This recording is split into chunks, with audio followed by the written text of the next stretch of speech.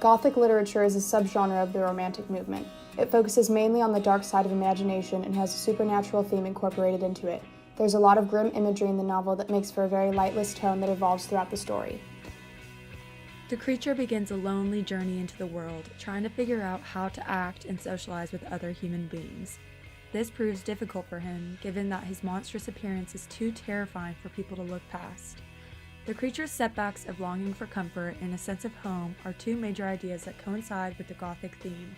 He struggles to find light in his life, ultimately allowing for darkness to take over and control his actions.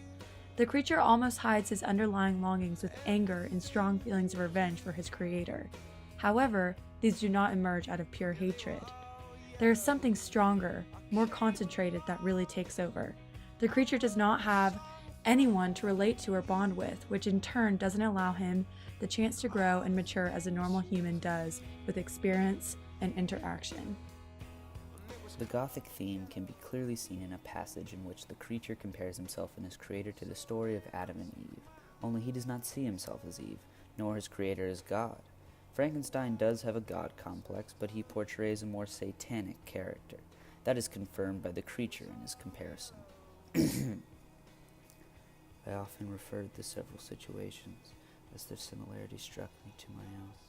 Like Adam, I was apparently united by no link to any other being in existence, but his state was far different from mine in every other respect. He had come forth from the hands of God, a perfect creature, happy and prosperous, guarded by the especial care of his Creator. He was allowed to converse with and acquire knowledge from beings of a superior nature, but I was wretched, helpless, and alone. Many times I considered Satan as the fitter emblem of my condition, for often like him, when I viewed the bliss of my protectors, the bitter gall of envy rose within me. Everything is related in them which bears reference to my accursed origin. The whole detail of that series of disgusting circumstances which produced it is set in view. The minutest description of my odious and loathsome person is given, in language which painted your own horrors and rendered mine indelible. I sickened as I read. Hateful day when I received life, I exclaimed in agony. Accursed Creator, why did you form a monster so hideous that even you turned from me in disgust? God, in pity, made man beautiful and alluring, after his own image, but my form is a filthy type of yours, more horrid even from the very resemblance. Satan had his companions, fellow devils to admire and encourage him, but I am solitary and abhorred. The creature's deafening tone is what really makes this passage assert its dominance.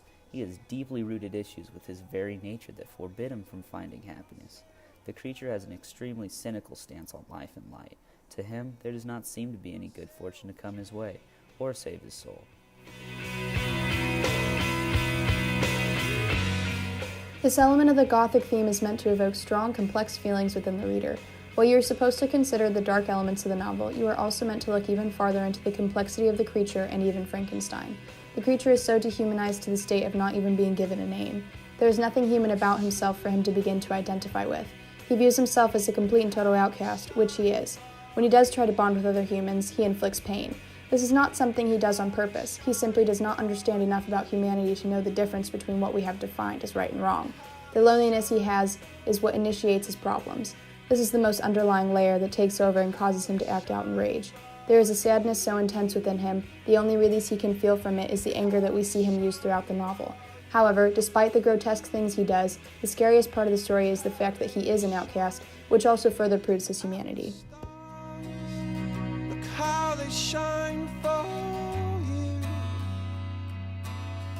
and all the things that you do.